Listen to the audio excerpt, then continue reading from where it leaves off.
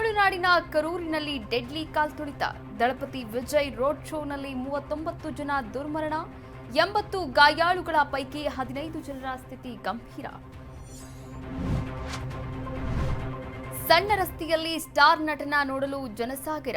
30,000 ಜನಸಂಖ್ಯೆ ಲಿಮಿಟ್ ಹೊಂದಿದ್ದ ರೋಡ್ನಲ್ಲಿ ದುಪ್ಪಟ್ಟು ಮಂದಿ ಜಮಾವಣೆ, ಸೂತಕವಾದ ರಾಜಕೀಯ ರ್ಯಾಲಿ. ಕಾಲ್ತುಳಿತ ಸುದ್ದಿ ತಿಳಿದು ಸಿಎಂ ಸ್ಟಾಲಿನ್ ಅಲರ್ಟ್. ರಾತ್ರಿ ಕರೂರು ಆಸ್ಪತ್ರೆಗೆ ಮುಖ್ಯಮಂತ್ರಿ ಭೇಟಿ, ಕುಟುಂಬಸ್ಥರಿಗೆ ಸಾಂತ್ವನ ಹೇಳಿ ಪರಿಹಾರ ಘೋಷಣೆ.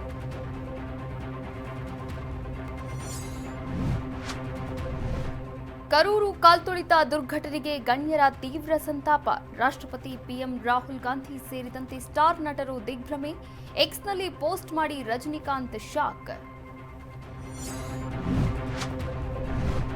ಭಯಾನಕ ಕಾಲ್ತುಳಿತಕ್ಕೆ ದುರಂತಕ್ಕೆ ಹೊಣೆ ಯಾರು? ಸಾಕಷ್ಟು ಸಂಖ್ಯೆಯಲ್ಲಿ ಅಭಿಮಾನಿಗಳು ಸೇರುವ ನಿರೀಕ್ಷೆಯಿದ್ರೂ ಅನುಮತಿ ನೀಡಿದ್ಯಾರು? ದಳಪತಿ ವಿಜಯ್ ಅರೆಸ್ಟ್ ಆಗ್ತಾರಾ?